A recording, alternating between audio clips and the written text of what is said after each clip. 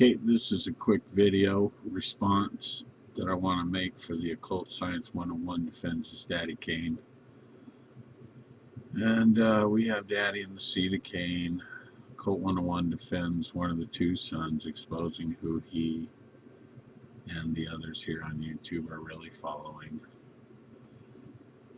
And I just wanted to show, I notice in this video he speaks about Masons, and I find that interesting because, as we see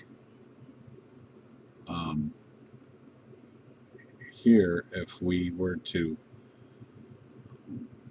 just punch in Aleister Crowley, Mason, we can have all these different options here to educate ourselves whether the information's real or not. It's interesting that there's a Freemasonry connection, and I'm saying that in regards to what this Billy Occult Science 101 is saying. And then if we go to Aleister Crowley's book of Thoth, Part 2a, and I put this already in the comments, but I wanted to make further clarification that this, it's possible that Occult Science 101 is using information that could be the source of where Aleister Crowley got the information. I don't really believe that. I believe it's way more likely that he had run across the Aleister Crowley information. And as I've already shown, there's also a Freemasonic connection as well. So this is where it's saying it right here.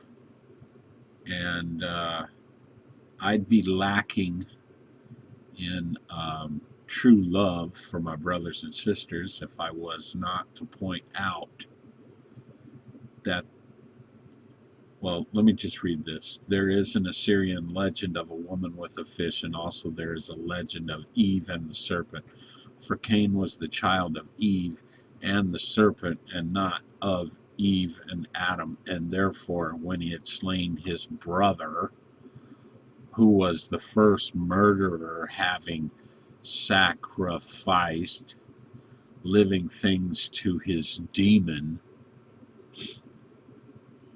had Cain the mark upon his brow, which is the mark of the beast spoken of in the Apocalypse, and is the sign of initiation. Well, so what do we have here? We have Cain, when he had slain his brother, who was the first murderer, having sacrificed living things to his demon. So apparently what Aleister Crowley's position here is that, and I'm not going to argue or dispute whether or not his information also came from a earlier writing of some sort, because most likely that's exactly what happened. Nevertheless, just to imply that murdering or sacrificing a lamb or a sheep is considered murder, in my opinion, is absolutely ridiculous. However, to what do you want to call that? A vegetarian, a radical vegetarian, I suppose they would go right along with that. The thing I did want to point out about the sacrifice of a lamb in this particular story has to do with it being a type for what was to come, which would be those sons of Cain sacrificing Jesus Christ. So that is the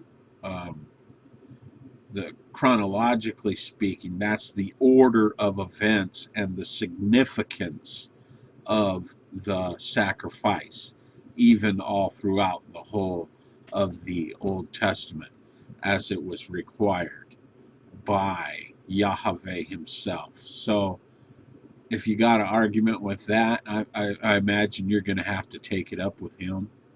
And as far as vegetarians claiming that something that has blood in it is more living than a plant that also has a vein structure and is a living thing, well, I don't.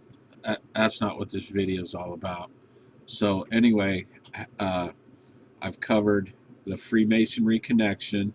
We've shown where Billy talks about Freemasonry as if he doesn't like it, which I find that to be absurd, seeing how the information that he's referring to is all about Freemasonry through Aleister Crowley also. So anyway, there's my 2 cents. I hope you make this response there on this video, and thank you for your time.